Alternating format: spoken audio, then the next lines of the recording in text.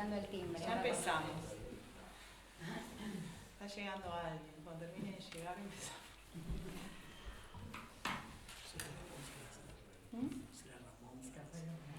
Ramón, pasá Ramón. Estamos muy contentos porque el director de la peli nos dijo que cómo le hubiera gustado estar hoy acá con nosotros. Así que estamos como re cholulos. Y lo decimos además. Nuestro amigo Ramón no pudo venir, pero le hubiera gustado estar. Por eso vamos a filmar, porque tenemos esperanza de que demos el perfil de algún personaje de algo. Y allá vayamos. Bueno, gracias por haber venido a este conversatorio. Esto surgió un poco por la conmoción que nos causó la película. Y bueno, yo había visto la película, había quedado como muy así. y me puse a escribí mucho sobre la peli. Y justo me manda Julieta un mensaje en esos días, y entonces digo, ay Julieta, vos sos psicoanalista, tenés que ver esta película y hagamos algo. O sea que surge de un interés absolutamente egoísta esto, ¿no? Porque yo dije, a mí no me alcanza con escribir poesía con esta película, yo necesito que alguien, quiero escuchar gente que diga cosas de esta película. Y entonces Julieta me dice, para que la miro y te aviso. La miró y me dijo, sí, hagamos algo, pero le voy a decir a Fernando. Entonces le digo a Fernando, y Fernando dijo, bueno, esperen que la miro y les digo. Y entonces la miró y dijo, sí, hagamos algo. Y bueno, y ahí nos juntamos los tres y se nos ocurrió armar este conversatorio donde ellos van a, bueno, ahora van a decir lo que van a hacer, pero van a hablar sobre la peli desde su mirada psicoanalítica. Y yo voy a leer alguna poesía, ¿no? Bueno, desde su mirada. Ya creo que vamos a hacer eso. Bueno, no sé, porque además la idea es que no sabíamos cada uno qué iba a hacer, ¿no? O sea, nos dijimos que bueno, yo voy a trabajar este personaje, yo voy a trabajar este otro, yo voy a leer poemas, pero ellos no saben qué poemas voy a leer y nadie sabe lo que... Porque así también podemos participar de conversatorio, ¿no? Porque si no...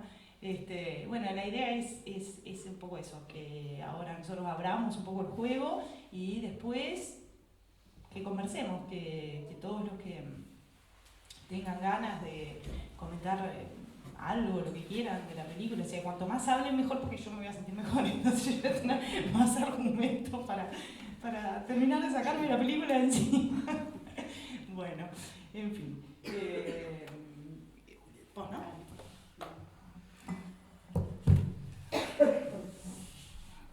Bueno, Claudia nos dijo cuántas veces vio la película. No, porque ya me rezongaron que no la viera más y entonces, yo no la vi tantas veces. Y no sabes las veces que la vi en realidad. Escribí algunas cosas para que después charlemos. Esto que escribí tiene una especie de título que se llama La enfermedad de no existir casi. Es algo que dice uno de los personajes, el personaje de Kiara, la hija de Anabel. Godard decía que el cine consistía en ver lo que no se podía ver sino a través de una cámara.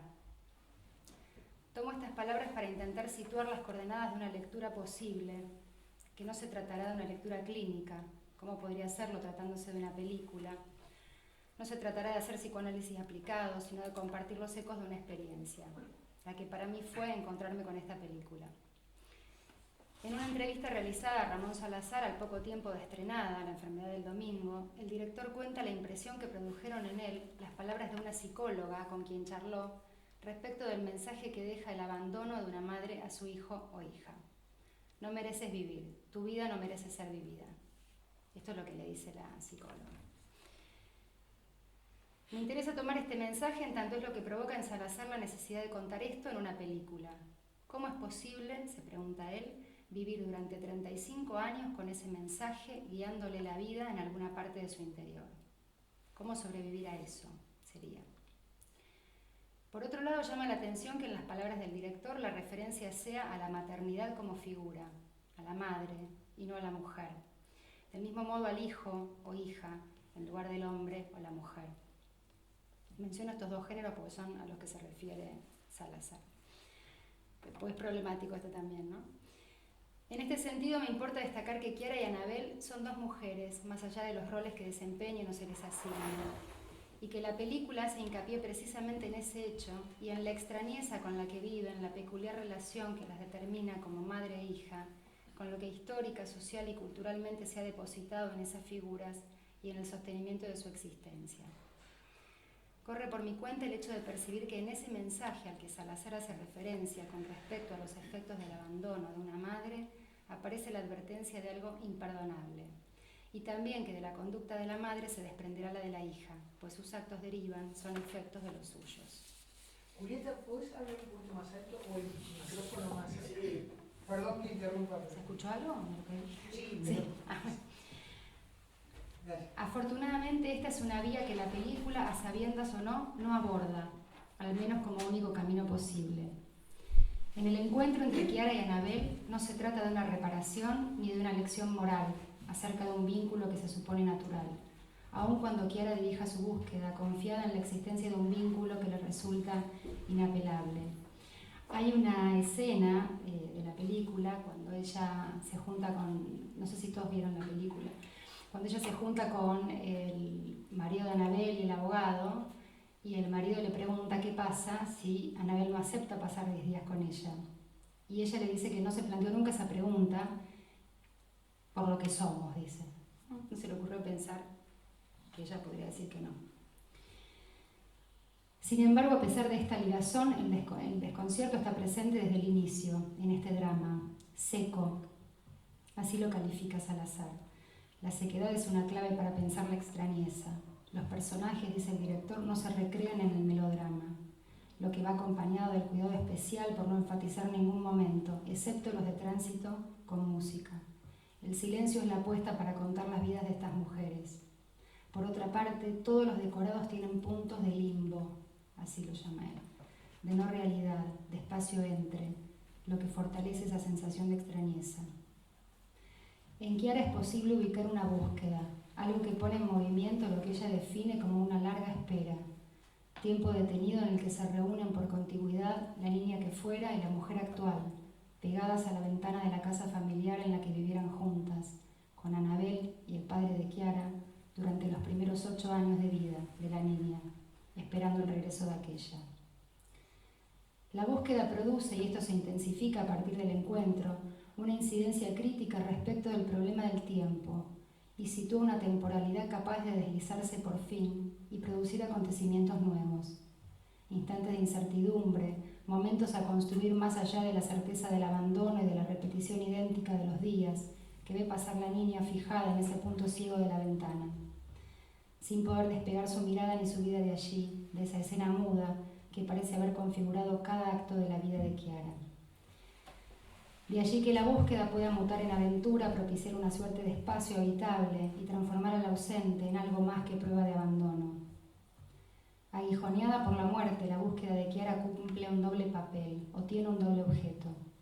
Búsqueda de esa mujer a la que no ve desde hace 35 años, pero también búsqueda de sí misma en medio de una encrucijada en la que está en juego su propia vida, también su muerte. Es así que a través de la búsqueda el tiempo se abre a una exterioridad en la que es posible que las cosas pasen. Ya no se trata solo de las horas que le pasan a Chiara como gotas que lejos de agradar la espera la abonan inútilmente, como lo que sucede con lo que no tiene fondo y no termina nunca de no pasar. ¿Sabés que a veces me emborracho y me siento aquí a mirar para afuera y pasan las horas? Me pasan las horas y sigo aquí desde que tengo 8 putos años, le dice Chiara a Annabel en un momento de la película. La temporalidad descentrada, tal como nombra Julia Kristeva la palabra lentificada del melancólico, en la que el pasado no deja de transcurrir, hace pensar en la imposibilidad de una perspectiva que no sea la de la fidelidad de ese pasado insuperable, hipertrofiado, hiperbólico, que ocupa todas las dimensiones de la continuidad psíquica. Chiara espera. A propósito de la espera, Barthes señala que este es un encantamiento. Uno parece recibir la orden de no moverse, y se espera precisamente una reciprocidad, algo que Chiara busca instalar con sus preguntas, y que no hace más que hacer visible la diferencia que estructura la relación que quiere desentrañar. La absoluta falta de correspondencia entre su curiosidad, su desconcierto, su enojo, su dolor, y lo que aparece del lado de Annabel, quien la confronta con una decepción permanente. No hay ideal al que dirigirse y la experiencia del límite es extrema. La búsqueda de Chiara y el encuentro con Annabel introducirá lentamente una discontinuidad en la fijeza de la espera, como si se tratara del pasaje lento, de lo estancado a lo fluido, de la quietud a la inquietud, en relación con el actuar solidario del deseo. Por otro lado, la irrupción de la enfermedad también sacude el tiempo, lo modula, lo espesa, lo acelera, le hace algo a ese tiempo petrificado que Chiara denuncia, convoca algo de la potencia de actuar, a pesar, en contra, del dolor y la inmovilidad que desagrega al sujeto. ¿Podemos pensar en la búsqueda de Chiara como el tiempo y el espacio de otro abandono, acaso más propiciatorio? De cierta posición subjetiva, que ahora llama, actúa, duda, en lugar de solo esperar. Tal vez un nuevo modo de desesperar. A lo largo de la película, Chiara tratará de responder a un enunciado que ella misma formula. Es raro no existir casi. Esto que Chiara señala en relación con la vida de Annabel, en la que ella no tiene ninguna incidencia, irá tomando forma algunas veces en tono de reproche, otras en tono de confesión, como aquella en la que le dice a Annabel que no tiene nada para mostrar. No me especialicé en nada, no terminé de estudiar nada, trabajos basura, regular en las relaciones, poco que resaltar. No es para que te sientas culpable, es que no. Me encantaría tener cosas de las que estar orgullosa, pero no hay. La insistencia de la nada convoca un vacío incolmable, pero no se trata solo de eso en el momento del encuentro de estas mujeres. En esta historia pareciera que todos los recuerdos están del lado de Chiara. Para Annabel se trata del eterno resplandor de una mente sin recuerdos. No recuerda qué hizo el día que decidió abandonar la casa familiar y dejar a Chiara con su padre, ni la edad actual de la hija, ni cómo fue que eligió su nombre. Es más, los pocos recuerdos que aparecen son en clave de respuestas a preguntas que Chiara formula. Sin embargo, así como no hay recuerdos, cuando Annabel se encuentra con ella, no duda acerca de su identidad, puesto que según sus palabras, se ve en ella. Cuestión que hacia el final de la película retomará el padre de Chiara a propósito del motivo por el que Annabel no se despidió de ellos 35 años atrás. Tú no te despediste porque ya habías tomado una decisión y nada podía detenerte, como ella. Se trata, más allá de cualquier identificación posible entre estas dos mujeres, de un don en juego, don que, como sabemos, no implica volatilidad, sino algo que se da a pura pérdida. Hacer preguntas es un modo de recordar, y como todo modo de recordar, imperfecto. Cuando Chiara intenta hacer rodar la pregunta hacia Annabel, la decepción no tarda en llegar. Chiara pregunta como si así intentara armar un espacio para la propia vida, para volver a la vida. Recomponer los agujeros que han quedado luego de la partida de Annabel tomando sus palabras como material, igual que si se tratara de producir huellas sobre las viejas huellas o aún sobre lo que no hay. Cuando Chiara habla de sí misma, la oímos testimoniar acerca de sus intentos también para sí misma. Las respuestas de Annabel son vagas, como si hablara por boca de un sueño ajeno. Nada con relación a Chiara parece cobrar certidumbre. Tal vez no se trata, como diría Benjamin, de recuperar el pasado, sino de salvarlo, de evitar que se recupere tal como verdaderamente ha sido. Salvar el pasado también es hacerlo hablar desacompasadamente, asumiendo el riesgo de que así se presente el impulso destructivo apresado en la temporalidad. En la escena de las diapositivas, estas, aún retocadas por Chiara, quieren hacer las veces de recuerdos. Pero no se trata de recuerdos involuntarios que aparecen sin orden ni plan, no hay algo que evocar, sino de la invención de un tiempo inexistente. Aquí hay algo que maravilla a Annabel y también la descompensa, hasta hacerla ausentarse de la escena. Es precisamente la aparición del olvido lo que turba. ¿Cuál es, si hay, el tiempo perdido para Chiara? ¿El presente que la reúne con una mujer que no la recuerda?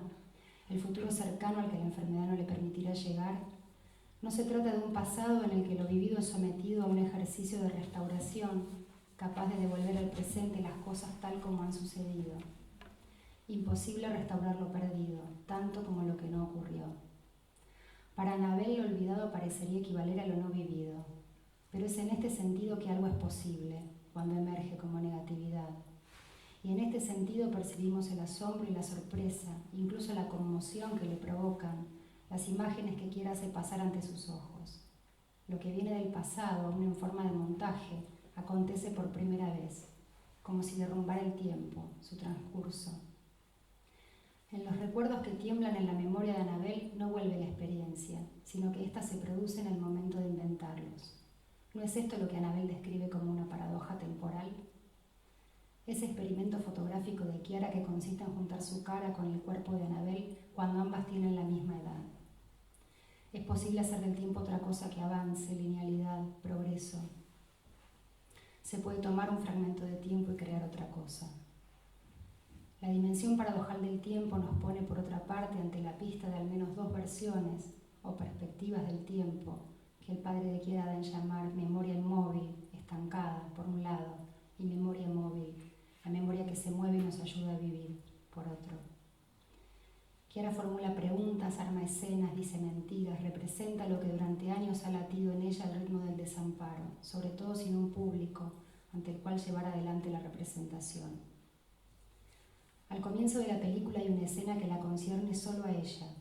Podría decirse que no es una escena representada para otro, salvo que se nos muestra. Me refiero a la escena en la que Kiara mata a un ave que agoniza en la orilla de un lago. Luego de haberla tomado en sus brazos y acariciado, Kiara acaba con la vida del ave de un ladrillazo. Algo amoroso asoma allí a pesar de la brutalidad del gesto y el acto de Kiara. ¿Piedad? ¿Acaso es un anticipo de lo que será la escena final, la realización del último pedido de Kiara a Annabel, poco antes de morir? Es en la escena final cuando ambas, en la más absoluta intemperie, se nombran como madre e hija, por primera vez. Ambas comprometidas con un acto último que habrán de protagonizar juntas. En otra escena, Kiara hunde a su perra Natacha en el barro para montar así la escena del rescate, a los ojos de Annabel, y también para rebautizar al animal en una ceremonia con otro. Embarrada hasta el cuello con la perra en brazos, Kiara comienza un monólogo en el que ordena una historia. Se había caído en un pozo y la he sacado. Llevo varios días escuchándola llorar y no la encontraba. Ay, pequeña, que estabas asustada, ¿verdad? Creías que no iba a venir nadie a buscarte, que te ibas a quedar sola ahí, en ese agujero. Imposible no dejarse llevar por el tono autorreferencial del relato de Kiara, de búsqueda y rescate, de soledad y miedo, y la actitud de asentimiento, si bien distante, de Annabel. No un asentimiento estratégico, sino una disponibilidad absoluta e involuntaria a creer en las palabras de Kiara. En la escena de la calecita, Kiara representa otra forma de búsqueda, esta vez mediante la dinámica de presencia y ausencia, ocultamiento y revelación, casi como un Fordán en el que ella misma se ofrece como objeto a aparecer y desaparecer en relación a Annabel como punto de vacío y pérdida. También una variante del niño que hurta el cuerpo al espejo en que se mira. Todo ese juego de ocultamiento y desocultamiento de Kiara para hacer la experiencia de faltarle al otro inquieta a Annabel y tiñe de cierto anacronismo la escena, cuando esta divisa a Kiara fuera de la calecita. La advertencia del peligro que supone bajarse andando de la calecita se produce a destiempo. Kiara no es una niña. Algo tardío ingresa en la escena y la advertencia se vuelve extemporánea, pero ocurre y surge, tal como dice Benjamin, la madre, el poste muchas veces chocado en el cual el niño, al aterrizar, arrolla la cuerda de sus miradas. Por último, en la escena de la taza, asistimos a la configuración, en la que ella le tira la taza por la cabeza a Annabel. Asistimos a la configuración de un punto de quiebre en la relación entre estas dos mujeres, que luego dará pie al pedido final de Kiara. Cuando todo parece indicar que Annabel vuelve a irse dejándola sola, se produce otro encuentro entre ambas, uno en el que quien va a morir puede decir lo entiendo todo, como si así pusiera un nombre para referirse a la búsqueda que la llevó hasta allí. Dejar de ser aquella niña pegada a la ventana, esperando que su madre vuelva por el resto de su vida. No es un acto que intenta otorgar sentido y consistencia a lo vivido. No se trata de un gesto que solo por venir del otro, ahora presente, se volvería reparador. ¿Acaso se trata de una búsqueda que permita pensar que entre el presente y el pasado no existe solamente un lazo de necesidad, sino una posibilidad de existir, ya no casi? Gracias.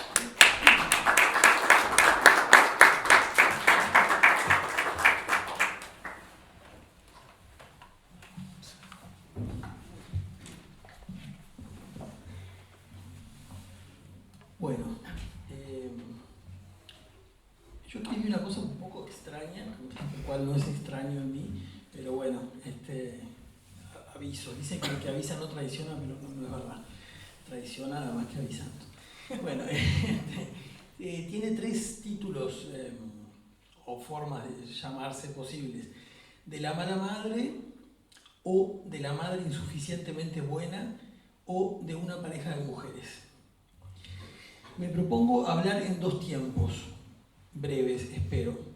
Primero, desde la enfermedad del domingo, usando la película para decir algunas cosas. En un segundo tiempo hablaré de la enfermedad del domingo de la película. Estoy advertido de que mi comentario será un tanto hagiográfico, elogioso, quizá. Es que en realidad le haré decir a la película cosas que desearía que dijera y que no sé si realmente las dice, quizás sí, ojalá. Eso hacemos casi siempre, por más a la letra o a la imagen que queramos leer algo. 1. ¿Qué cosa es una madre? Me pregunto. Sí, ¿qué cosa? No qué persona es una madre o quién, qué sujeto, sujeta, aunque esa cosa busque sujetarse, eso sí, función se dice, en función de, digo. Una virgen, una puta, una madre, una mujer, una bruja, una mujer, mamá, una sola, incondicional, amor de madre, mala madre, yegua, hiena, mujer tenía que ser, mamá, una teta, un vientre, la que te cría siempre, santa felicida, mamá. Luego de que Claudia no se enfermara con la enfermedad del domingo y que Julieta me invitara a ser parte, posteo el frame de la imagen con que se anuncia la película. Y una amiga, Sandra Filippini, me pregunta, ¿es sobre una pareja de mujeres?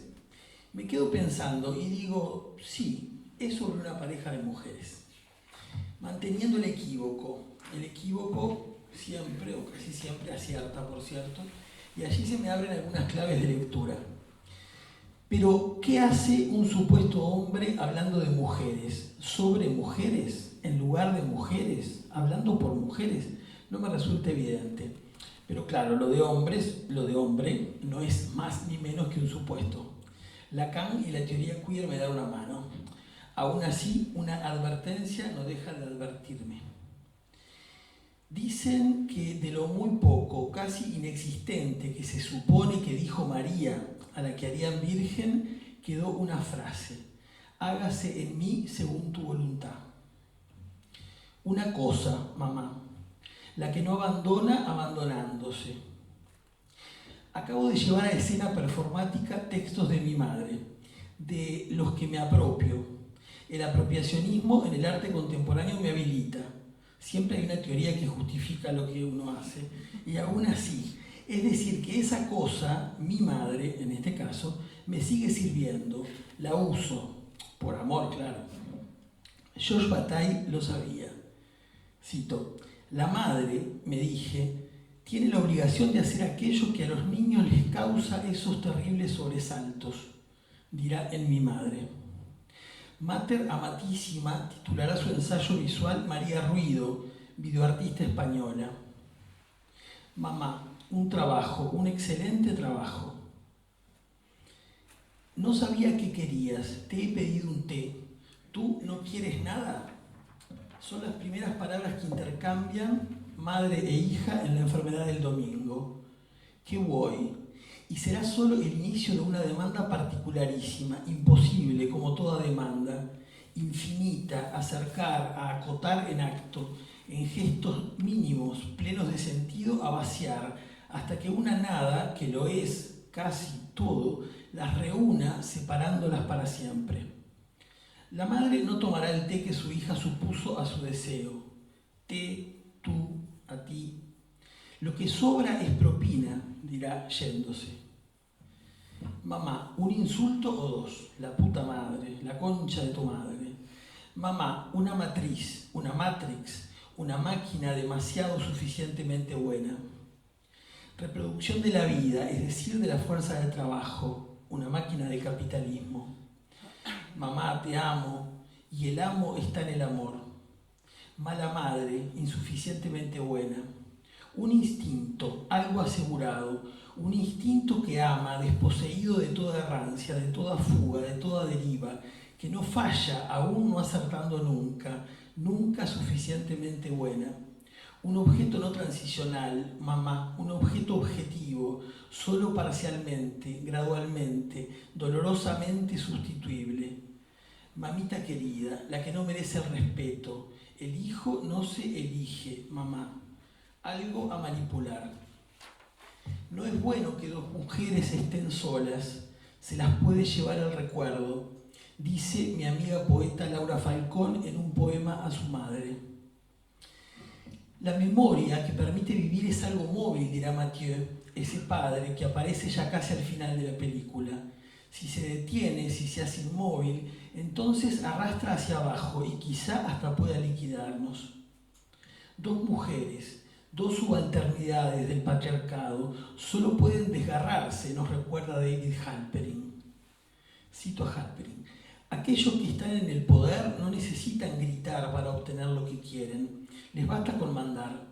El espectáculo de mujeres que se desgarran traduce no la ausencia de poder, sino el poder horroroso de los oprimidos, que termina por estallar ante el peso de una sujeción intolerable. Sin embargo, la enfermedad del domingo podría hacer que esta afirmación ponga en cuestión este destino de mutuo desgarro, al menos como destino inevitable.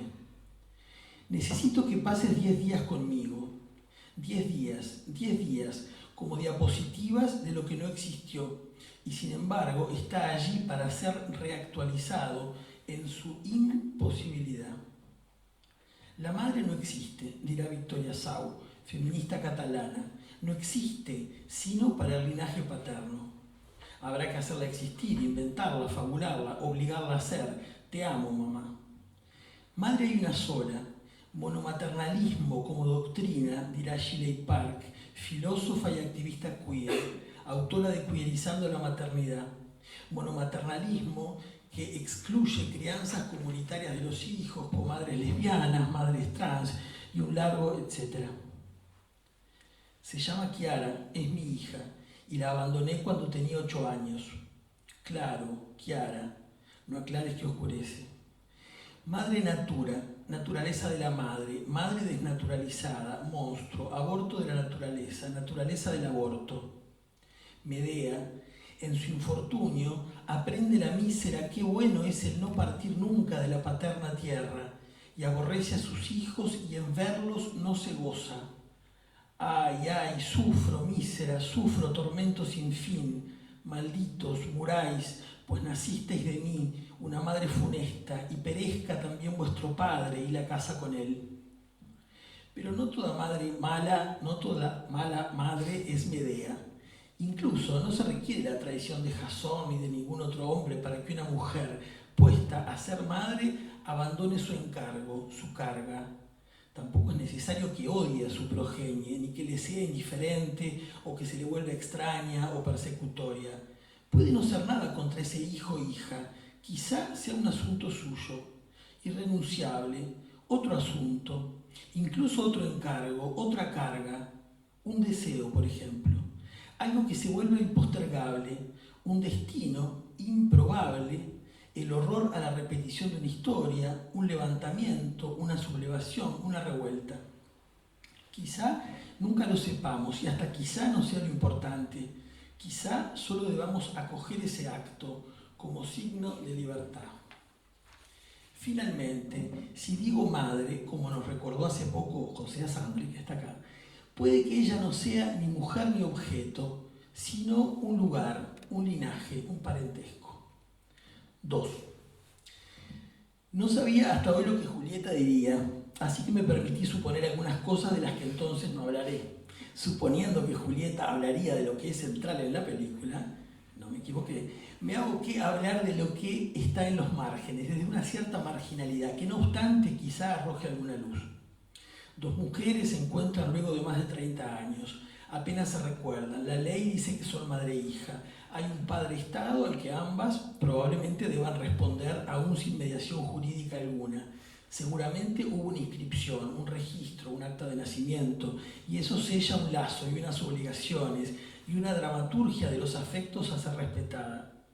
Es por eso que se teme una demanda o una extorsión, una venganza, un asesinato ojo por ojo. Nada bueno parece poder suceder en ese reencuentro, indeseado o no. Se hará necesario entonces un contrato que testifique la renuncia al parentesco, cosa que no sé si es posible hacerla, pero en la película se le pide. Algo que evite futuras peticiones, y entre ellas se hará un trato, aunque no se sepa bien qué podría ocurrir a lo interno del trato. Y sí, habrá una puesta en escena, agresiones y puestas a prueba, y enojo, y torpezas, y desconcierto, y un desconocimiento que irá dando paso a un cierto reconocimiento, aunque quizá se trate de algo nuevo, inaugural, que augura algo no vivido aún. Quizá una vida sea vivible entre dos mujeres. Todo encuentro es un reencuentro con el objeto, decía Freud. Hoy me permitiría al menos relativizarlo o problematizarlo. Algo que no sea totalmente recubierto por roles o funciones sociales o mandatos. Algo de una sororidad, de un resonar juntas, indeterminado, aún en el enojo. Algo que le hace lugar al azar, al ensayo y al error, al hallazgo y hasta al placer. Un placer no sin dolor, claro, pero un placer al fin. Una única falta a la verdad será necesaria, la muerte del padre.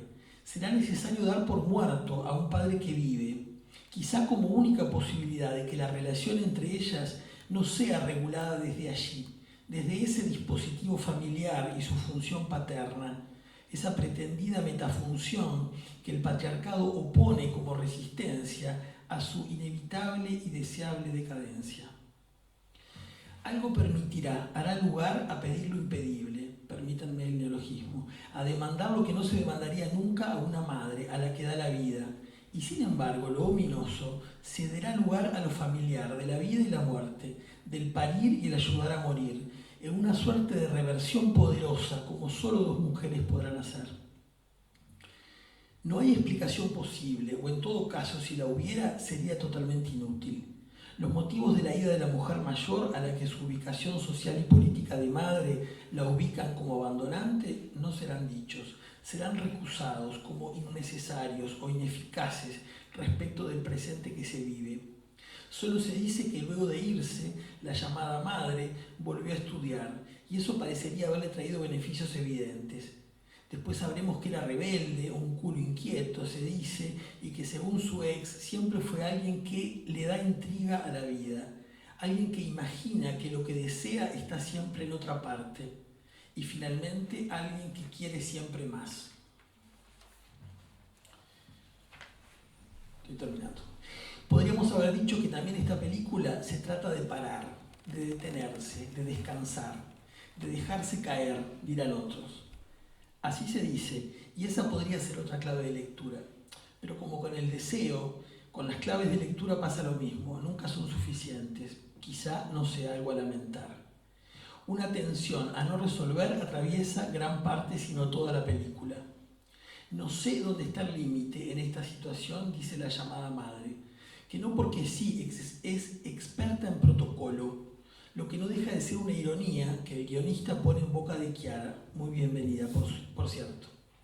La ironía es doble, en tanto si algo no ha sido respetado en esta relación es el protocolo. Y por otra parte, hay un límite que no deja de estar claro y sin embargo se lo desmiente una y otra vez, la muerte. 10 días, como 10 diapositivas que remedan fotos familiares, nunca tomadas, mostrando la inconveniencia de fijar lo que siempre estará en movimiento.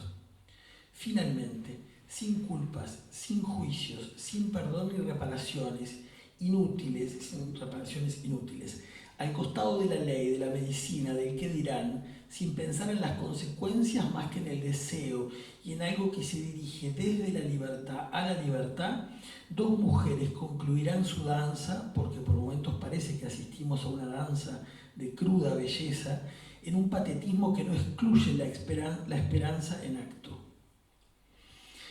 Me permito dudar del estatuto de hombre del director y guionista, y esto no es un agravio, sino todo lo contrario, un elogio a su disponibilidad sensible, a su aliarse con una mirada y una sensibilidad a otra, elogio queer y apuesta a otras desposesiones identitarias. Gracias.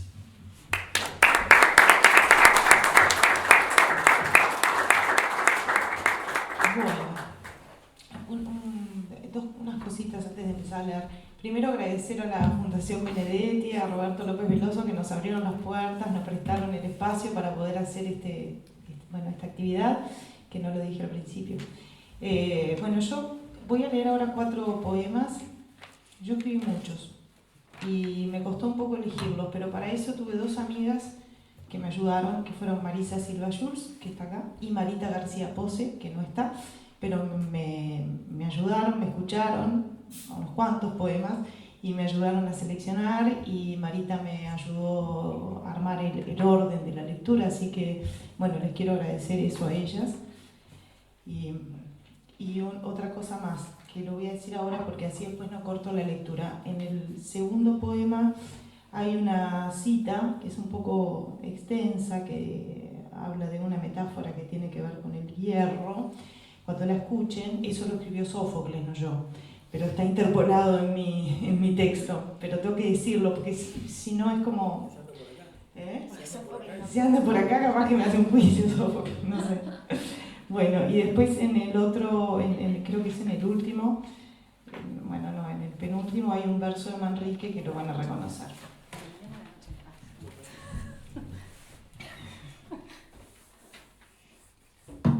Nena, cerrá los ojos para mirar, ver lleva demasiado tiempo.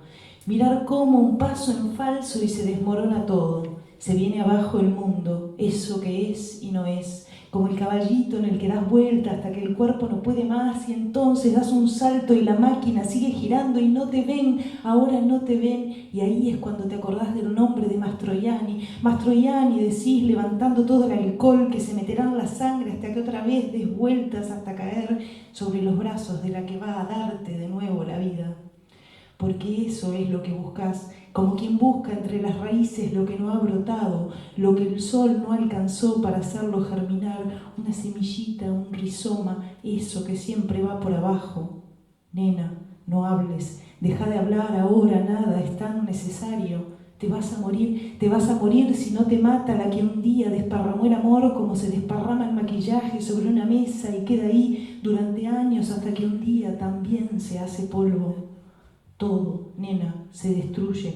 Y no es cierto que las cosas se transformen, no es cierto que lo que antes fue siga siendo, o sí, es verdad, pero no importa, ahora no importa. Pensás que algo de todo eso puede arreglarse y salís y te vas vos también con la chaqueta colgando de los hombros y los hombres colgando de tu cuello y el alcohol y la nieve y tu cabeza que no podés sostener, no podés dejar tu cabeza levantada y empieza el derrumbe, la caída, la avalancha.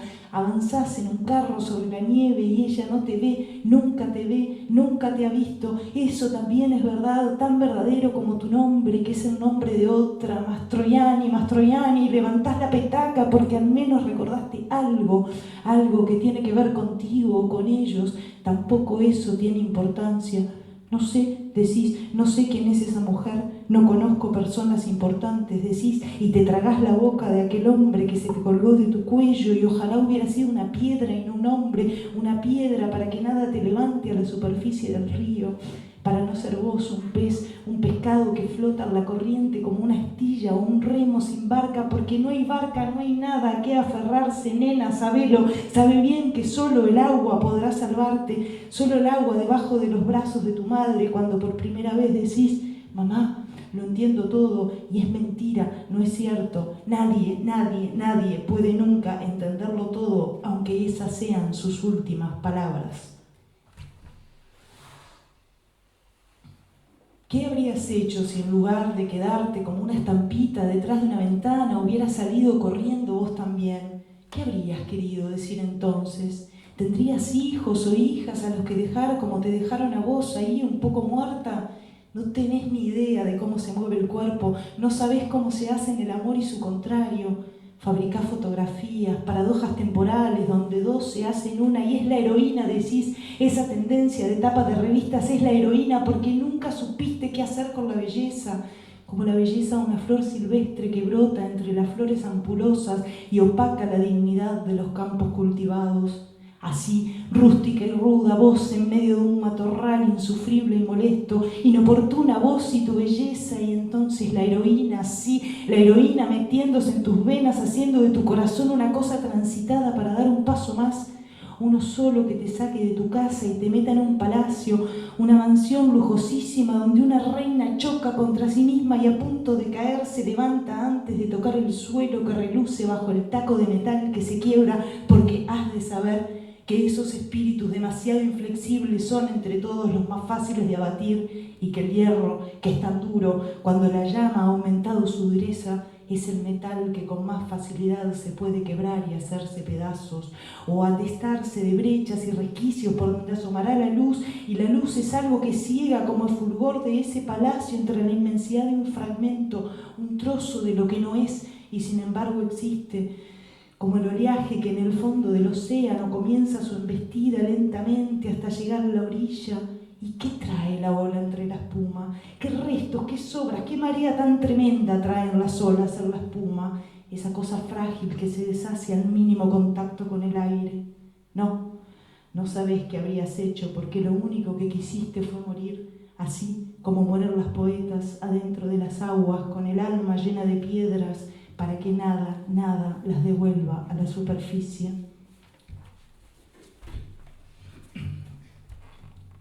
Empujá bien fuerte y no me veas, empujá hasta que el agua sea silenciosa, hasta que no se escuchen las campanas, hasta que la fuerza se desarme en la fuerza y el río se desate en su curso horizontal que atraviesa el monte hasta despeñarse en el océano. Porque nuestras vidas son los ríos que van a dar a la mar y eso no cambia nunca. No cambian aunque una horda de poetas llenen de piedras sus bolsillos o metan su cabeza dentro de un horno o se encierren en un garaje y enciendan el automóvil hasta que el oxígeno les queme los versos que no han escrito todavía. Es terrible esto, es tremendo, ya lo sé, sí, lo sé. Por eso, empujá fuerte y no me veas, no me mires. Soy un río en la mar, soy la mar en la tierra, soy al fin tu hija preferida, esa que no vas a olvidar nunca. Es la desesperación, creo, eso que no tiene una palabra, porque el lenguaje está hecho trizas, está destrozado, el lenguaje roto, partido, se te quebró la lengua cuando fuiste a decir. ¿Y qué? No dijiste nada, como si fueras vos también un animal, una perra llena de barro a la que hay que limpiarle el corazón como se limpian las cosas delicadas, ¿o no? Como se limpian los rastrojos, la maleza, todo lo que crudo reverdece y opaca. Así es la desesperación, pienso, no, ¿qué hacer ahora? Yo no, o sí, o qué, ¿a dónde pongo todo esto? Decís, ¿qué hago con el lenguaje que se desgrana en mi lengua donde un caballo cabalga como un jinete enloquecido? Y te desbocas, te vas de bruces contra vos misma, te vas a partir el alma contra un muro, vas a lanzar un misil que rebotará y se te va a meter adentro, bien adentro, más adentro de lo que parece profundísimo y sin embargo es una laguna, un estanque, no es un océano, no hay mar de fondo, hay un poco de agua nada más y es suficiente, creo, con eso alcanza para morirse. Nadie es más poderoso que su cuerpo, nadie resiste al encanto de morir entre tus brazos, mamá.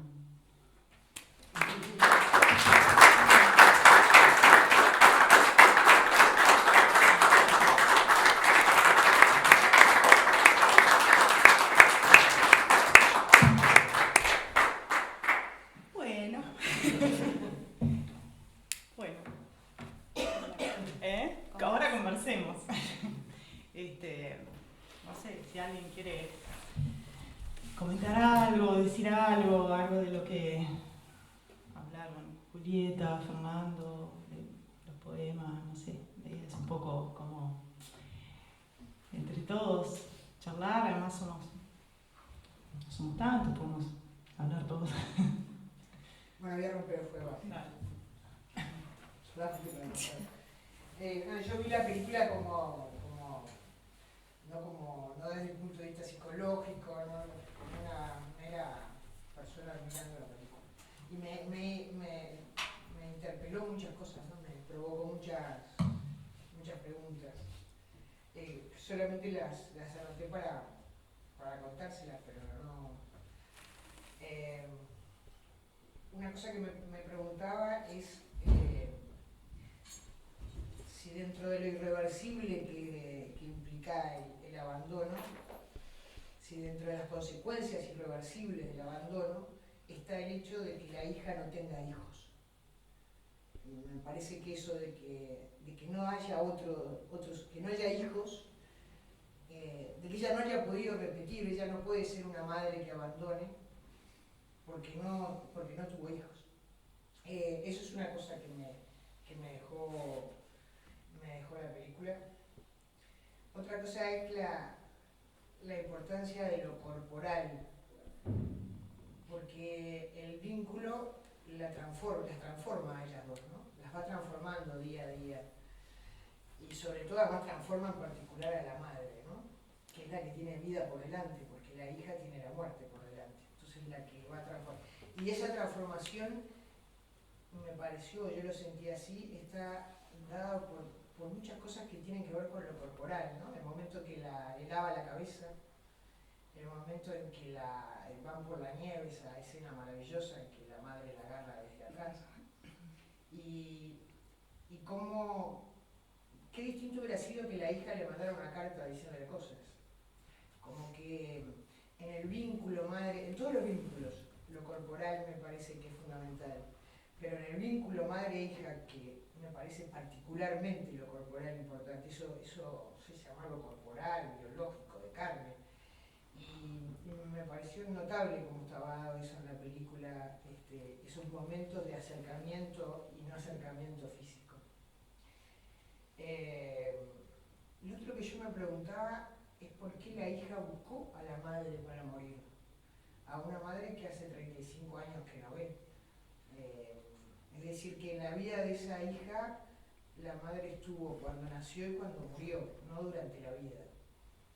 Y me interpeló por qué un ser humano aún así busca a la madre, ¿no? O en general los hijos buscan siempre a los padres, también a los padres, a la madre y al padre, ¿no? Es decir, no hay, el abandono no tiene como consecuencia en general el corte de la relación.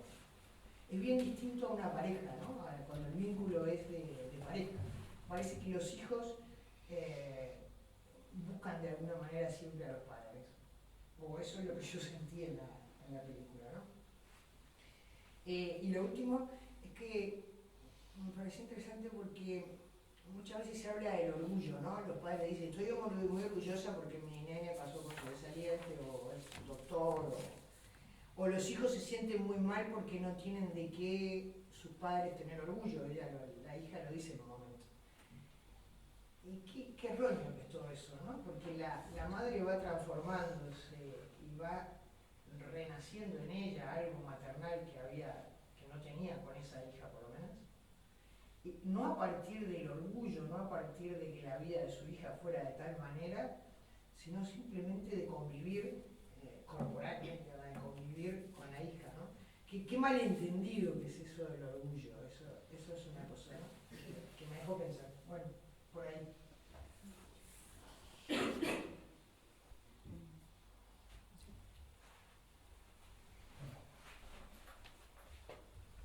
No, yo lo que me quedé pensando, se escucha si hablo así, ¿no?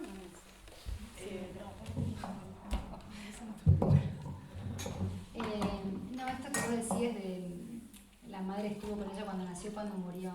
En realidad, me parece que la madre estuvo siempre en la vida de Kiara. Lo que cambia cuando se encuentran es que la madre deja de ser prueba de abandono y empieza a hacer otra cosa. Y ahí hay algo que yo lo pensé por el lado del tiempo, me parece que cuando ella encuentra a la madre hay algo que no va por el lado de lo cronológico, de lo que se puede restituir cronológicamente o sucesivamente, sino esta idea de que el tiempo también es inconstancia, son momentos, y eso es lo que Kiara intenta procurarse con la madre, me parece. Y en ese sentido me parece que hay una apuesta de ella que es lograda. No sé qué piensan. Sí, a mí, con respecto a eso que vos decías, me parece que la noche esa que van a esa feria donde ella gira, está ahí en la calecita. A mí me parece que como en un, no sé cómo lo ven ustedes, pero como que en un rato de tiempo, de alguna manera le hace pasar a la madre como por dos instancias fundamentales de la vida, en la infancia y en ese desaparecer, que ahí es cuando logra que la madre la vea, cuando no la ve, la mamá la ve, ¿no? Y después la adolescencia, porque cuando ella, me parece a mí que cuando ella agarra al hombre y lo empieza a besar y con esa cosa desaforada, y es un acting para la madre, porque además ella todo el tiempo está mirando a ver si la mamá la ve o no la ve, ¿no? Es decir, no está pendiente del hombre con el que aparentemente es tan apasionado eso. En realidad es una escena para su mamá, ¿no? Después, esa cosa rebelde y ella que ahí no sabe como qué hacer con el cuerpo, cómo moverse, ¿no? Me parece como que en ese poquito rato se dieron como esas dos instancias eso de la infancia y de la adolescencia. Bueno, no lo viviste conmigo, no lo vas a vivir como en comprimido, ¿no? Como una especie como de, no sé, eso me pareció. Y después lo otro, lo de por qué llamar a la madre para morir, ¿no? Yo lo pensé mucho, yo también. Yo no sé si, por un lado yo lo pensé como un castigo a la madre, bueno, ahora me vas a tener que matar. Por otro lado, bueno, con toda la simbología obviamente del agua, ¿no? Como esa cosa de, bueno, parime de nuevo, ¿no? Ahora me vas a tener que parir otra vez, ahora me voy a meter otra vez adentro tuyo, ¿no? Porque además eso empuja y la hija desaparece, al revés que cuando es un nacimiento, que empujan, las madres empujan y el hijo aparece. Bueno, acá es a la inversa, entonces me parece que hay ahí como una cosa de empecemos de nuevo, parime otra vez o me meto otra vez adentro tuyo, no sé, me parece que, y me parece absolutamente entendible que el padre les había ofrecido a hacerlo y ella no quiso, que sí, no es lo mismo, ¿no? No sé. Bueno, y si no, también como algo bastante sádico también de parte de la hija, ¿no? El pedido también se puede ver así. No sé, pensé que digo muchas puntas. No sé. No, yo en realidad no sé, porque creo que justamente una virtud de la película es que por diferentes mecanismos que son técnicos del cine, pero no solo, también del tipo de narración, hay algo que me parece que impide restituir algún tipo de lógica psicológica. Por ejemplo, esto de que las escenas se cierran como si fueran una diapositiva, ¿no? Es decir, que creo que se muestra claramente el artificio, ¿no? Está como mostrado el artificio en la producción de esas escenas que en la vida cotidiana están naturalizadas y a las que se les adjudica un sentido, pero que pueden ser múltiples y que además, sobre todo no lo sabemos porque no somos Kiara ni Anabel, y que finalmente no sé si importa tanto esa dimensión, por lo menos no para mí, ¿no? La de restituir algún tipo de sentido. El mensaje, ¿no? Sí. Porque en definitiva lo que motiva la película es eso, ¿no? El mensaje que deja el abandono, ¿no? Esto es lo que lo lleva a él a filmar una película. Y después la película se aparta de eso. ¿Cómo es eso? Él tiene una charla con una psicóloga. Antes de ocurrírsele filmar una película y sale el tema de conversación del abandono. Entonces él le pregunta a esta psicóloga qué produce, qué efecto produce, qué mensaje da una madre que abandona a su hijo. Y el mensaje que le dice esta psicóloga, el mensaje es 2 puntos, no mereces vivir, tu vida no merece ser vivida. Y a partir de ahí es que él empieza a pensar en una película. Lo que es curioso es que, lejos de responder a ese mensaje, la película es otra cosa, me parece a mí. Porque no va por el lado del sentido coagulado, digamos, o del mensaje moral, ¿no? Porque finalmente todos los lugares comunes que podrían estar en la película faltan, ¿no? Yo creo que se evita dos cosas. Una, que me parece que en el campo del arte pasa eso, que casi siempre lo que uno hace es más sabio que uno, ¿no? Lo cual no precisa mucho, pero bueno, generalmente, ¿no? Lo que uno escribe o hace en el campo que sea, creo que sabe más o sabe de otro modo. Eso por un lado. Y lo otro es que me parece que se evita todo el tiempo caer en una dimensión melodramática, ¿no? Que además está todo el tiempo en ese borde, porque es muy fácil caer en eso, ¿no? Pero bueno, si quieren decir algo. Sí, yo con la escena de la calecita decía, ay, esto puede ser cursi, y no llega. No. Pero tiene todo el material armado para hacer cursi, ¿no? Al fin están juntas y ya la lleve. Claro, ¿cómo? Ahí me parece interesante de la película como me decía Julieta del montaje como de espacio y tiempo, ¿no? Todo el tiempo en una tensión donde no hay un sentido, porque hay como un desconocimiento de una los extrañeza personajes. total. Entonces uno no puede enlazarlo con nada. No hay una historia, un relato que vaya conduciendo a... Yo por el momento decía, ¿qué le pidió? Y empecé a dudar y no entendía qué. Y pensé, bueno, está enfermo, ¿qué habrá sido? Pero en ningún momento podría como reconstruir la narrativa cronológica de algo que estaba en juego. No estaba nada, son como escenas demasiado secas y eso también le da una riqueza porque uno enseguida empieza a imaginar infinitas cosas de qué está pasando ahí.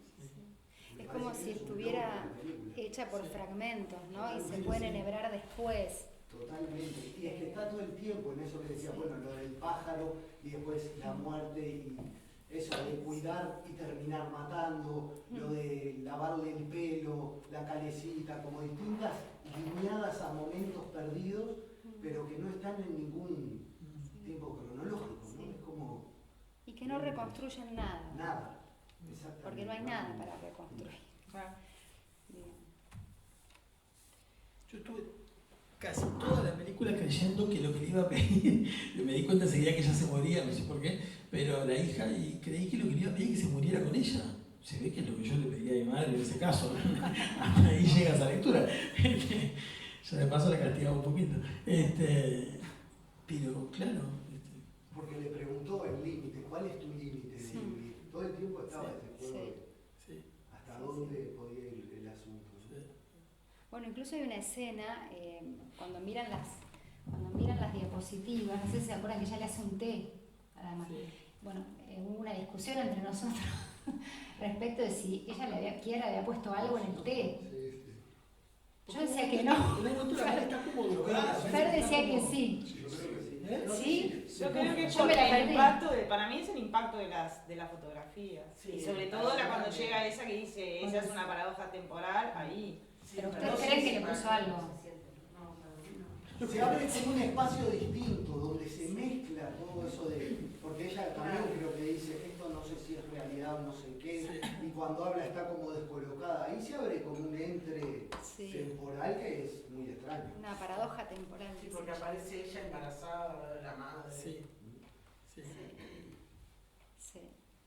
Dicen que la actriz mayor, bueno, no me va a salir, Susi Sánchez, cuando, porque la película es casi creada para Susi Sánchez, por Ramón Salazar, lo que le pidió es como, bueno, si voy a hacer ese personaje, dice, me va a odiar todo el mundo, quiero que podamos ver como más allá, o no sé cómo ella lo dice mejor, de la dimensión, bueno, aborrecible, digamos, ¿no? El desafío era ese, ¿no? Poder mostrar, es decir, evadir de algún modo o evitar ese juicio. Moral, sí. Sí. Y que además uno termina, me parece, sin caer en eso, ¿no? Me parece.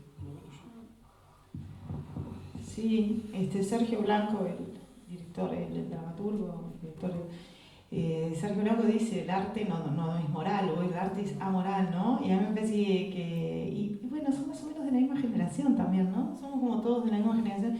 Es interesante, y Sergio vive matando a su padre en las obras de teatro, estoy pensando ahora, ¿no? Y Ramón Salazar contó que su mamá le dijo que aclarara que ella no era una madre así. No sabemos qué le dice el papá de Sergio Blanco a Sergio Blanco, pero interesante eso, ¿no? Cuarentones y todos matan a alguien. Bueno, yo también. Yo no hice nada. No, no. No, pero estamos acá. Somos zapatos. No, que sí, a mí me parece eso que está buenísimo, eso de que Zamora. No, una cosa que dice el director, bueno, esto lo pueden ver, en realidad está en YouTube, por una entrevista que él cuenta cómo fue trabajando con las actrices y que en ningún momento les dice, les da como informaciones, a cada una informaciones diferentes, entonces les miente, ¿no? Y ellas van como marcando 70. Y por ejemplo, que el personaje de la madre se entera hacia el final, o sea, cuando Chiara le dice al oído, ahí esa escena cuentan que se filmó solamente 2 veces, ¿no? Porque ahí realmente el personaje de Susi Sánchez se entera lo que le iba a decir Chiara, que a su vez Chiara tampoco lo sabía mucho porque el director no le decía, ¿no? Bueno, además se persiguen, ¿no? Las actrices dicen, pero me está mirando medio mal, ¿qué vendrá ahora? ¿No? Como genera ese... Interesante el trabajo ese técnico, digamos, no sé cómo llamarlo. No sé, no termino de entender muy bien lo de lo moral, ¿no? A mí la película me produjo el desgarro de lo que es un abandono. No sé si eso tiene algo que ver con lo moral, pero la sensación de que esa madre había abandonado a la hija me produjo un desgarro. Es decir, yo sufrí con la película por eso. Y no es que sea una acusación moral, pero sí está planteado como el abandono con todas las consecuencias irreversibles de lo que es el abandono de una madre o una hija. Yo lo sentí así, ¿no? Y también me pasa que no me siento del todo identificada con lo cronológico. No sé si no termino de entender bien también lo de cronológico, porque yo siento que la película es un presente, no reconstruye una historia, porque de la historia lo único que importa es que la madre la abandonó. No importa por qué, cómo y cuándo, importa que la abandonó. Y esto es lo que le pasa a la hija porque la madre la abandonó. Y entonces no hay nada que reconstruir. Y yo la sentí como que la película estaba en un presente, en este presente donde la hija no solo la llama para ayudarla a morir, sino también para que la ayude a morir, sino también para vivir los últimos días de su vida, ¿no? Bueno, yo no sé si está tan claro. Perdón. Yo le quería decir a mí que lo que provocó la película me provocó una incomodidad. No puedo decir, no la disfruté, me generó algo que me incomodó. Y me parece que está bueno también esto, que a mí me ayudó como a completar la obra, ¿no? Y también me gustaba rescatar un personaje que no está nombrado acá, que es la otra hija. Y me pregunto si no hay abandono en esa hija también. La que le dice tratala bien. Exacto. Y además le dice, la abandonaste. Antes de que la madre diga nada, ¿no? Dice, tengo otra hija, la que hace mucho tiempo que no veo. La abandonaste. Como, tengo clarísimo, ¿no? Un paquete que les lleva a estudiar. Bueno, claro, lo mandan por correo cuando Sí, les por ¿no? el paquete. Sí, ahí Sí, me está. pasa un poco como a ti. Es más, yo la empecé a ver y la tuve que dejar. Y la volví a... porque quedé absolutamente impactada y también me parece que la película toca algo que es como muy mortífero en el vínculo, en cualquier vínculo madre-hija con características, no quiero adjetivarlo, pero de este tipo, digamos. A mí me parece que ella necesita saber, como necesitamos saber todos, no solo nuestros orígenes, sino los porqué de las cosas tan siniestras que en algunas situaciones nuestros padres pueden transmitirnos, ¿no? Entonces va en busca de eso, de ese necesitar saber, como en una cosa de duelo permanente. Ella estuvo esos 35 años en un duelo que no pudo hacer porque no tenía, a tal punto que yo lo interpreto, a mí me queda como que la madre no es que la ayude a morir, la madre la mata. Ella, bueno, tenía cáncer y murió de cáncer, pero la madre como que es muy impactante. Pero dos cosas. Una, la mata, yo no creo. Bueno, ella pide, ¿no? Ella pide. Y lo otro, poder hacer no eso. quiero spoilearte porque no sé si la viste hasta el final, pero cuando la madre quiere dar alguna razón, ella no quiere razones. Bueno, Claro. Es decir, no creo Quiere, que no, vaya quiere y en no busca, quiere. no sé si va en busca de los porqués. A mí me parece que necesita saber. No, y una cosa que...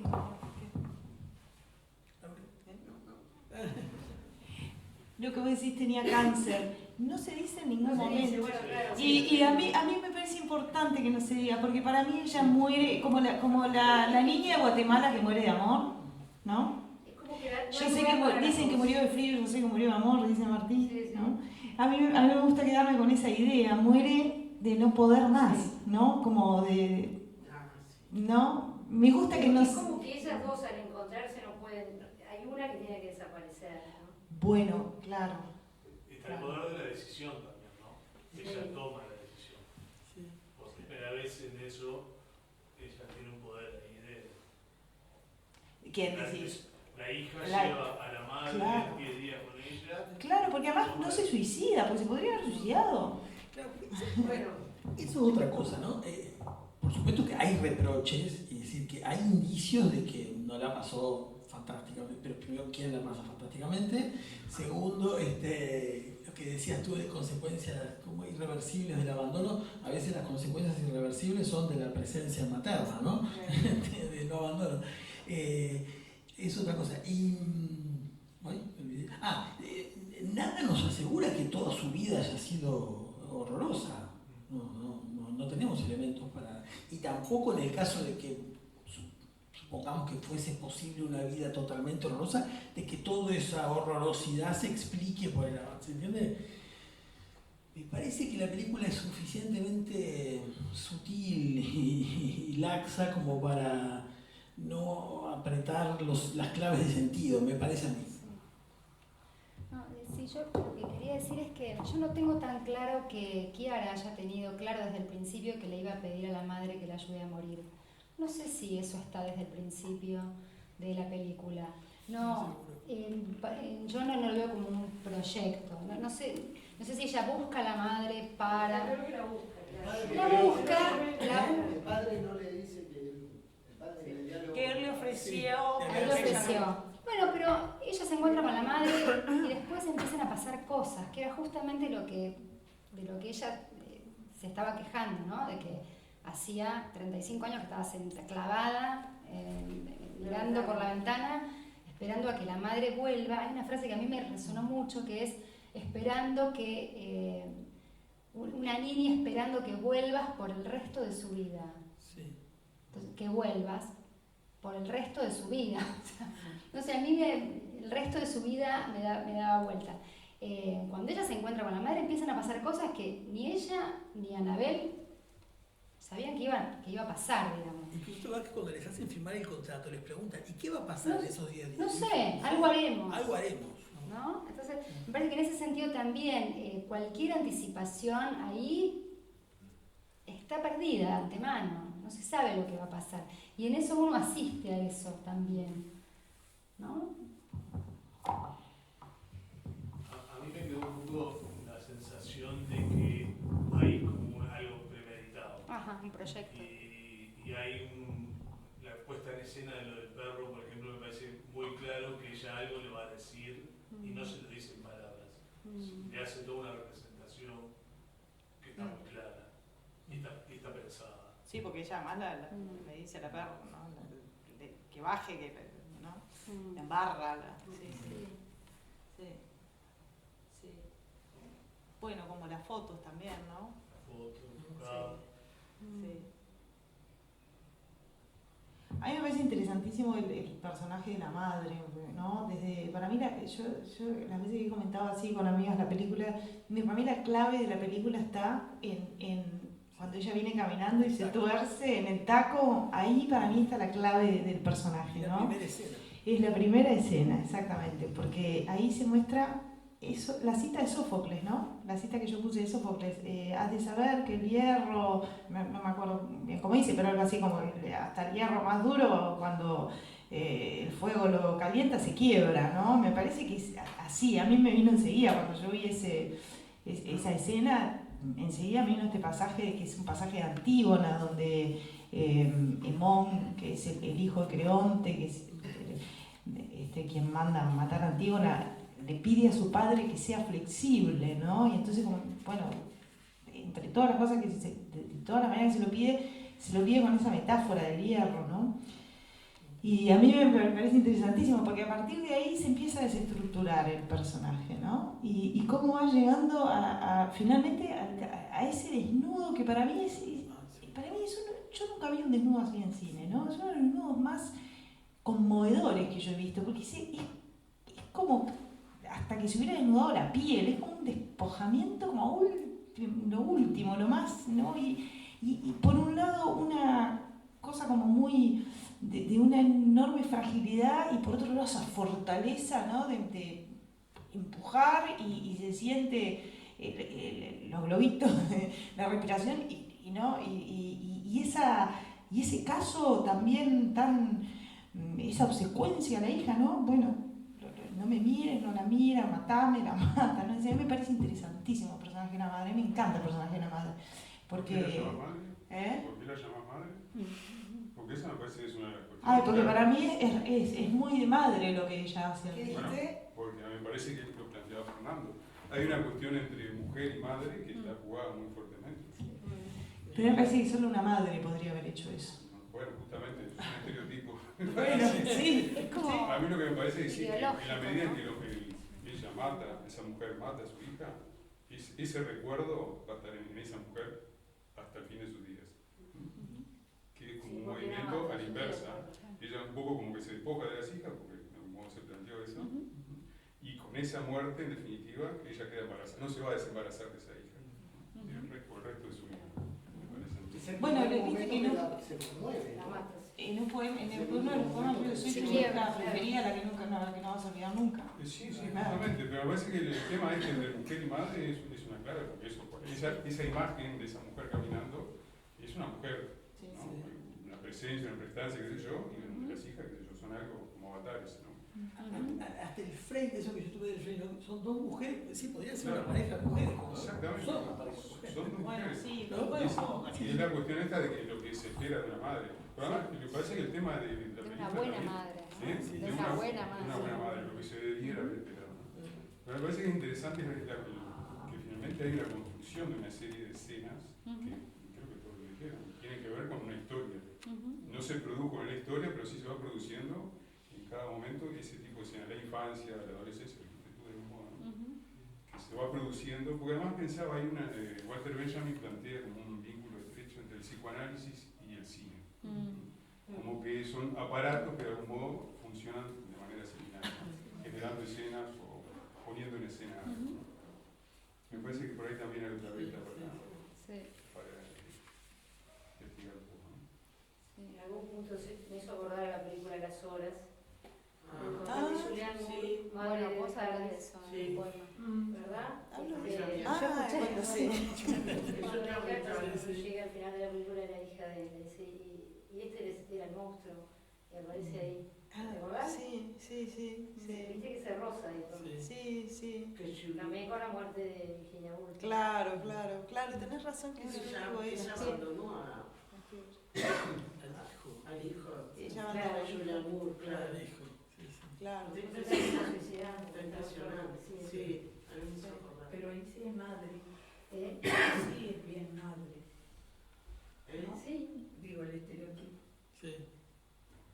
Muy pocas veces, la única vez que la llama mamá es en el momento final. Sí, Ella sí. nunca la llama mamá. Y ella dice hija, ahí también por primera vez. Claro, y eso que decía un poco Fernando, ¿no? Que en ningún momento hay un pedido de explicación de parte de ella. Y tampoco de, no me pidas perdón, eso se dice mucho. No me pidas perdón. Pero además, yo creo que es genial lo que digo, porque tampoco esa escena final podría restituir la figura de una buena madre. Se supone que una buena madre no va a ayudar de esa manera, ¿no? Claro. O sea que tampoco esa escena final. Eso me parece genial. No es ideológica la película. No, pero yo creo que queda embarazada de la hija, ahí queda embarazada. Eso no se lo saca más encima, me parece. Claro, sí. Ah, no, claro. Pero embarazada. Bueno, en el pero, sentido de algo que le va a quedar dentro. pero y esa escena además es la creación de un recuerdo. Uno asiste al momento en que se gesta un recuerdo. que es el que decís. A partir de ahí, eso es una marca. Hay me parece a mí, un tratamiento de los modos de recordar muy particular también, porque prácticamente no tienen recuerdos en común. Se ven las dos inventando en base a preguntas y a respuestas y a la foto que en realidad está trucada con la cara, ¿no? Hay todo un tema de composición y de armado de algo que no está, no estuvo, digamos, pero sin embargo no es obstáculo para que algo suceda. Eso a mí me parece un acierto. Yo creo que por lo menos en psicoanálisis, creo yo, hemos trabajado un poco el tema de la muerte. Me parece que en esta película, yo lo leo así, pero uno lee como quiere leerlo y ve lo que quiere ver. Como que la muerte conserva como una ambigüedad. Por un lado, de algún modo fuerza como a darle sentido a la vida, a las cosas de la vida, y por otro es como que también la vacía de sentido, o potencialmente, no voy a decir, bueno, en definitiva cuál es, ¿no? Me parece que la muerte, claramente, acá es porque, capaz que porque hay una inminencia de la muerte, que entonces se hace eso como más evidente. Me parece que está tratado de una manera muy, muy sutil. La muerte es ese elemento que no se nombra mucho, o creo que ni se nombra, no sé, alguien dice que se va a morir, y sin embargo es una... Ella le preguntó, ¿te vas a morir? Y ella dijo, ojalá que sí. Ojalá que sí. No, una cosa que me hiciste acordar, cuando ella, ¿se acuerdan la escena en la que la madre Anabel planta las bugambillas? Y ella le dice, ¿pero para qué estás haciendo eso? Y a mí me hizo acordar a ese texto breve de Freud, La transitoriedad, cuando Freud se dice que paseaba con Rilke y Rilke se quejaba de todo de lo perecedero, de que todo lo bello iba a morir. Y Freud le decía que lo transitorio no invalidaba el goce de lo bello.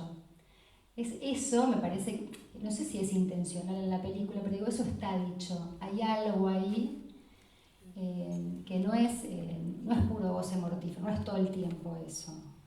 No es todo el tiempo eso. No, a mí ahora ya me acordé de Antígona, lo lamento, van a tener que aguantarme. Porque una vez que me acuerdo de Antígona, ya pienso todo lo relaciono con Antígona. Todo, es un problema que tengo. Mariana lo sabe bien. ¿Querés hablar de eso? No quiero hablar de Antígona, quiero decir una cosa. Que, no sé si se acuerdan de la historia de Antígona. Antígona, que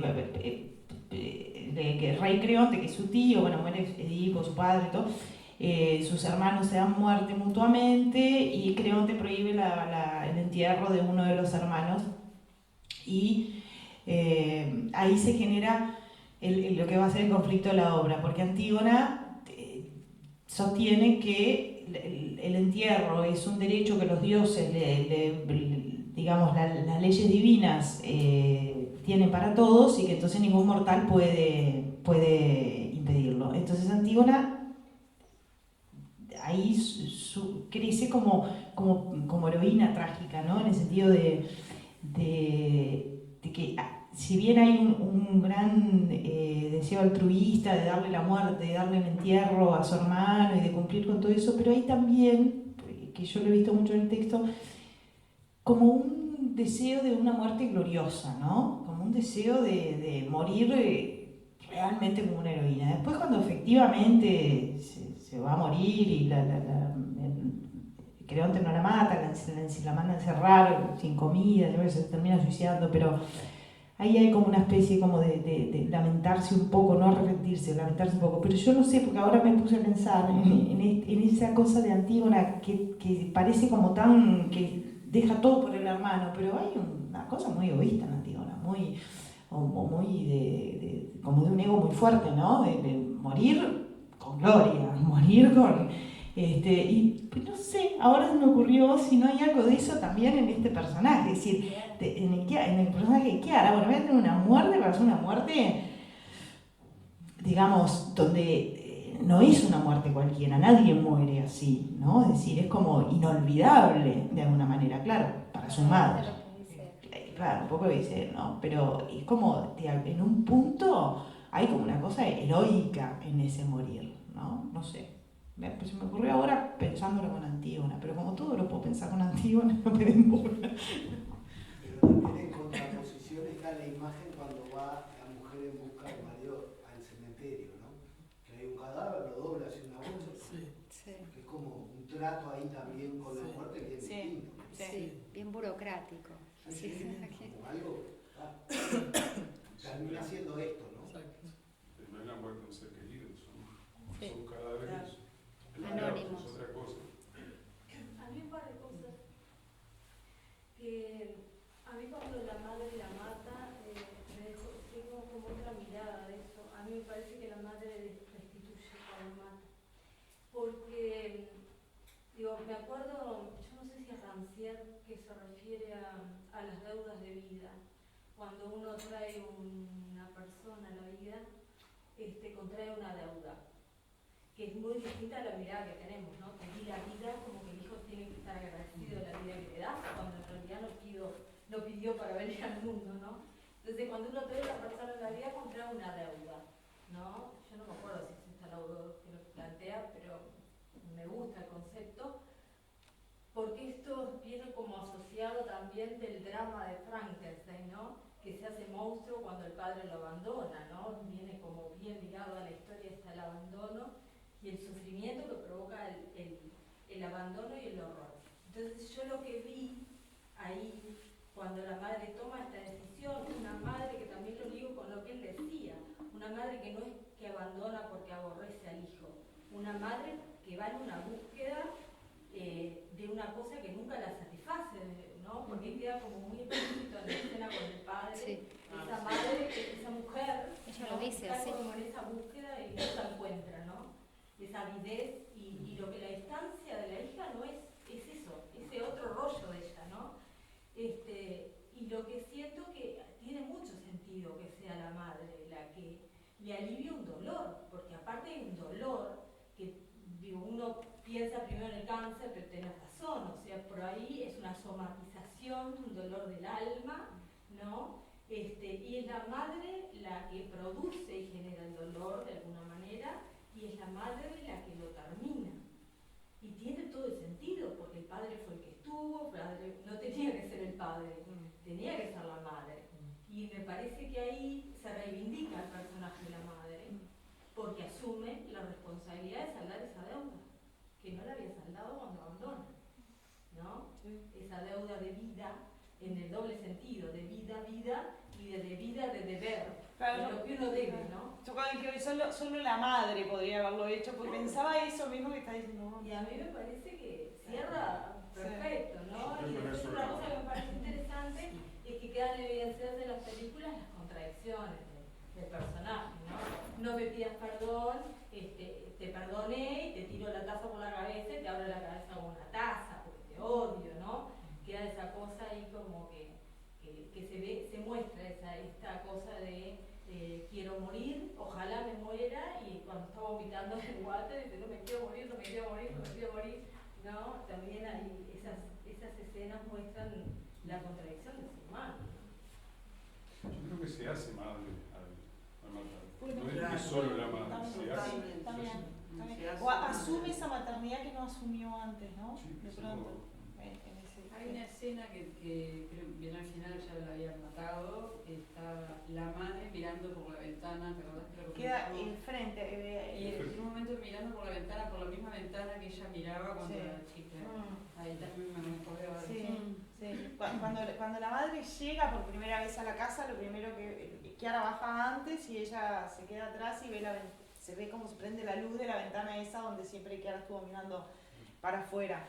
Y al final la madre termina, o sea, tiene una cosa cíclica, ¿no? Vuelve Sí. así, ¿no? Es como una inversión de la ausencia. Sí. Como una inversión, exactamente, exactamente, eso mismo. Yo me hace un poquito de ruido esto de la deuda. Sí, me parece que ahí de vuelta restituimos una cosa de los roles y los deberes, lo que hay que hacer, lo que una madre debe hacer. No, yo no lo leo así. Me parece que la madre ahí elige, que es una elección libre, con todas las comillas que la libertad tiene, pero me parece que elige otra cosa. Antes había elegido no cargar con ese rol y ahí elige hacer otra cosa. Me parece distinto a que sea un deber. También elige cuando acepta ahí. Cuando acepta, Claro. Sí, claro, claro. Ahí ya empieza a elegir. Yo no digo que la madre ya se sintió obligada a salvar la deuda. Creo que la hija a esa la que la siente en falta es la hija, en definitiva, la que lo reclama. Y ahí me parece que es la hija la que pide la restitución. No digo que la madre lo haga por eso. Digo que me parece que le encuentro como cierto sentido que elija que sea la madre la que la mata y no el padre. No sé, ¿por qué?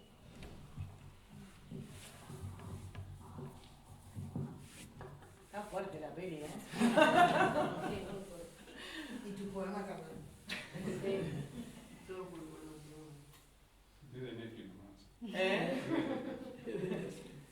Sí, yo la vi porque la había recomendado Elena Aníbali, que es una poeta cordobesa que para los que les gusta la poesía, googleenla y lean la poesía de Elena Aníbali porque es imprescindible. Yo hace poco acá se hace un ciclo de poesía, se llama Sitio de Poesía, donde los poetas invitados leen a otro poeta y yo leí cosas de Elena Aníbali cuando me invitaron. Y Elena Aníbali la había recomendado en Facebook. Y yo entraba, decía, si la recomendó Elena Aníbali me tiene que gustar. Y yo entraba y decía, ay, una madre, cuando la leí, no. Y así pasé meses, hasta que un día, no sé, empezamos a verla. Y bueno, y en un momento estaba la película medio ya llegando al final y Patricia, mi compañera, me dice, pero esta película es un poema tuyo, me dice.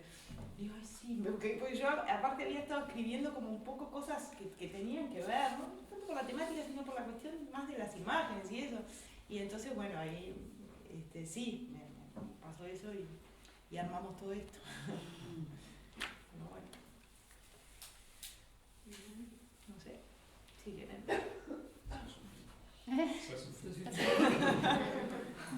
Abandonamos. Bueno, gracias.